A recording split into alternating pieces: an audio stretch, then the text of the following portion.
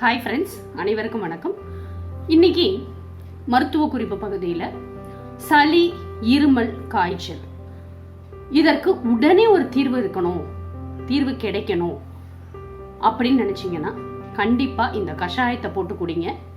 என்னதான் நம்ம ரொம்ப கேர்ஃபுல்லா இருந்தாலுமே கூட குளிர்காலம் வந்துட்டாலும் சரி அல்லது மழைக்காலங்கள்ல சிறியவர்கள் முதல் பெரியவர்கள் வரை அனைவருக்குமே இந்த சளி, இருமல், காய்ச்சல் அப்படின்றது கண்டிப்பா எல்லாத்துக்குமே ஒரு தடவை வந்து போகும். அப்படிப்பட்டவர்கள் இந்த கஷாயத்தை குடிச்சிங்க அப்படின்னு சொன்னா உங்களுக்கு இருக்கக்கூடிய அந்த உடல் உபாதையானது உடனே சரியாகி போகும். இது எந்த வயதினருக்கு கொடுக்கலாம் அப்படின்னு கேட்டீங்கன்னா, 1 வயது முதல் எவ்வளவு ஏஜ்ல இருக்கிறவங்க கூட இந்த கஷாயத்தை குடிச்சிட்டு வரலாம். இதுல எந்த விதமான சைடு எஃபெக்டும் கிடையாது. ஏன்னா இதுல பயன்படுத்தக்கூடிய பொருட்கள் எல்லாமே மூலிகையான பொருட்கள் தான். எந்த விதமான சைடு எஃபெக்டும் கொடுக்காத பொருட்களை தான் நம்ம இந்த கஷாயத்திற்கு பயன்படுத்த போறோம். முதல்ல இதற்கு தேவையானது என்னென்ன அப்படின்னு பார்த்திடலாம். வெற்றிலை,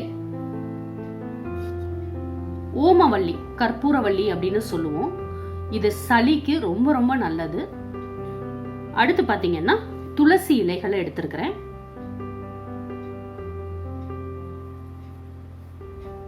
ஒரு ஸ்பூன் அளவு ஜீரகம், ஒரு 12 இருந்து 15 எண்ணிக்கையில இருக்கக்கூடிய மிளகு. இதுதான் இதற்கு தேவையான பொருள்.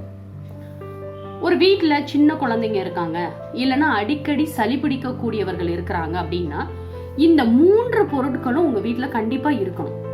என்ன அப்படின்னு பாத்தீங்கன்னா, இந்த செடிகள் நீங்க வீட்டுல வச்சிருந்தீங்கன்னா உங்களுக்கு வரக்கூடிய இந்த சளி, இருமல் தொல்லைகள் இருக்கவே இருக்காது. அதுல முதலிடம் பிடிப்பது வெற்றிலை, கற்பூரவல்லி, துளசி. நீங்க 48 நாட்கள் தொடர்ச்சியா கற்பூரவல்லியையோ அல்லது துளசியையோ அல்லது வெற்றிலையோ நீங்க சாப்பிட்டுட்டு வந்தீங்கன்னா உங்களுக்கு இருக்கக்கூடிய ஆஸ்மா கூட சரியாகும் அப்படின்னு சொல்லப்படுது. அதனால தொடர்ந்து நீங்க 48 நாட்கள் துளசியை சாப்பிட ஆரம்பிக்கிறீங்க அப்படின்னா தொடர்ச்சியா ஒரு 48 டேஸ் நீங்க சாப்பிட்டுட்டே வாங்க. இல்ல நீங்க ஓமவல்லி உங்க வீட்டுல நிறைய இருக்கு, துளசி எங்க வீட்டுல இல்ல அப்படின்றவங்க தொடர்ந்து 48 நாட்கள் ஓமவல்லியை சாப்பிட்டுட்டு வாங்க.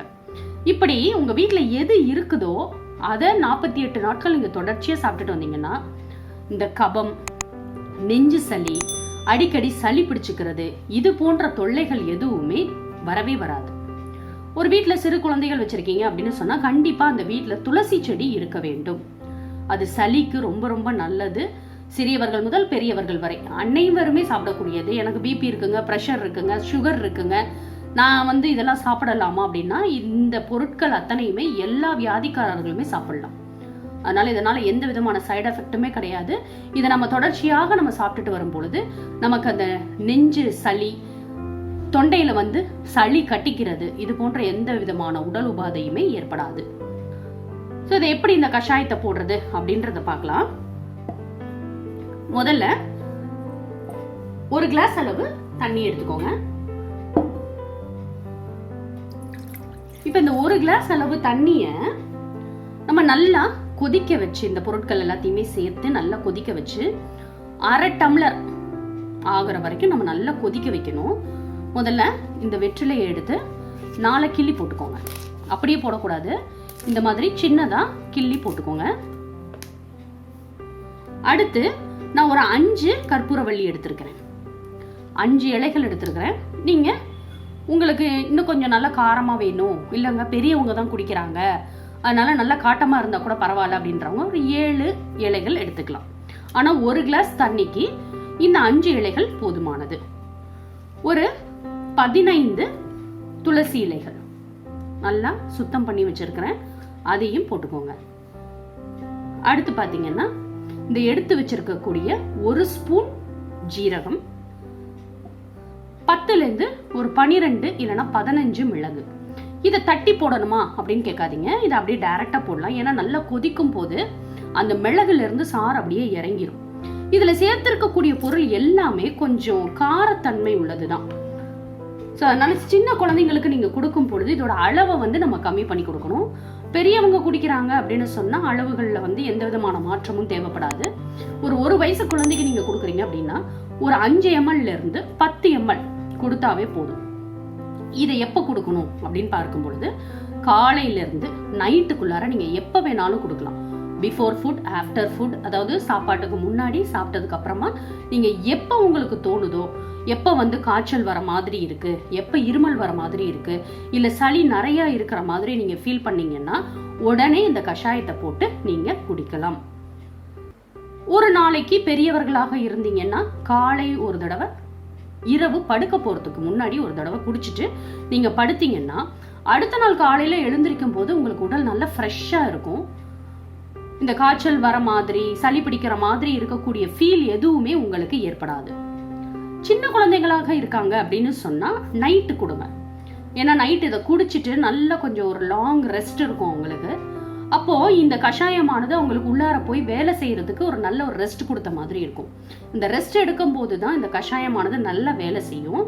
அதனால ஒரு சளி பிடிச்சிருக்கு, காய்ச்சல் வர மாதிரி இருக்குது அப்படின்னு சொன்னால் இந்த கஷாயத்தை குடிச்சிட்டு ஒரு 1 hourலேருந்து ஒரு ½ an hourலேருந்து ஒரு 1 hour வரைக்கும் கொஞ்சம் எந்த கடினமான வேலையுமே செய்யாமல் கொஞ்சம் ரெஸ்ட் எடுத்துகிட்டு வந்தீங்கன்னா கண்டிப்பாக உங்களுக்கு வரக்கூடிய அந்த காய்ச்சல் கூட காணாமல் ஓடி போயிடும். அதனால இதை எப்படி கொதிக்க வச்சுட்டு அதுக்கப்புறமா எப்படி வருதுன்றதை நம்ம பார்க்கலாம்.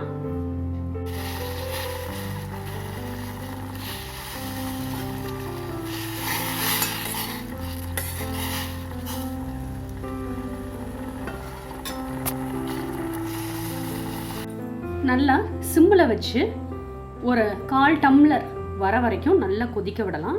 இப்போ இது நல்லா கொதிச்சிருச்சு. இப்போ இறக்கி வச்சுட்டு நம்ம வடிகட்டிடலாம்.